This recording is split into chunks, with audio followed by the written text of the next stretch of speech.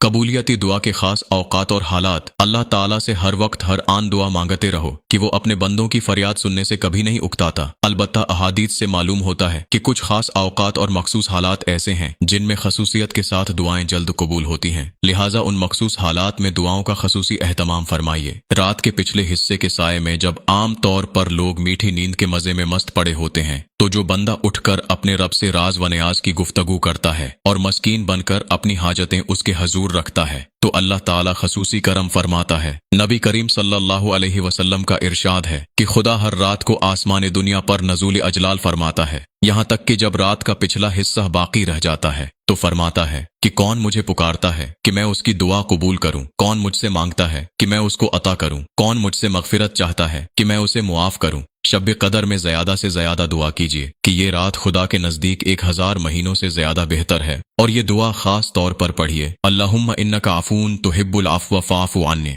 खुदाया तू बहुत ज्यादा माफ करने वाला है, माफ करने को पसंद करता है, बस तू मुझे माफ फरमा दे। मैदान अरफात में जब 19 जिलहज को खुदा के मेहमान जमा होते हैं, जुमा की मखसूस सायत में जो जुमा का खुतबा शुरू होने से नमाज के खत्म होने तक या नमाज असर के बाद से नमाज मगरिब तक है, अजान के वक्त और मैदान जहाद में जब मुजाहिदों की सफ बंदी की जा रही हो, नबी करीम सल्लल्लाहु अलैहि वसल्लम का इरशाद है कि 2 चीजें खुदा के दरबार में रद्द नहीं की जाते, एक अजान के वक़्त की दुआ, दूसरी जिहाद में सफ बंदी के वक़्त की दुआ। अजान और अकामत के दरमियानी वक्फा में नबी करीम सल्लल्लाहु अलैहि वसल्लम ने इरशाद फरमाया, अजान और इकामत के दरमियानी वक्फे की दुआ रद्द नहीं की जाती। सहाबा कराम ने दरियाफत किया कि ए नबी करीम सल्लल्लाहु अलैहि वसल्लम, इस वक्फे में क्या दुआ मांगा करें? तो फरमाया, ये दुआ मांगा करो, अल्लाहुम्मा इन्नी अस्अलुकल अफ़्व वल आफ़ियत फ़िद दुनिया वल आखिरा, यानी खुदाया मैं तुझसे अफू करम और आफियत व सलामती मांगता हूँ, दुनिया में भी और आखिरत में भी। रमजान के मुबारक अय्याम में बिलखसूस अफ्तार के वक्त,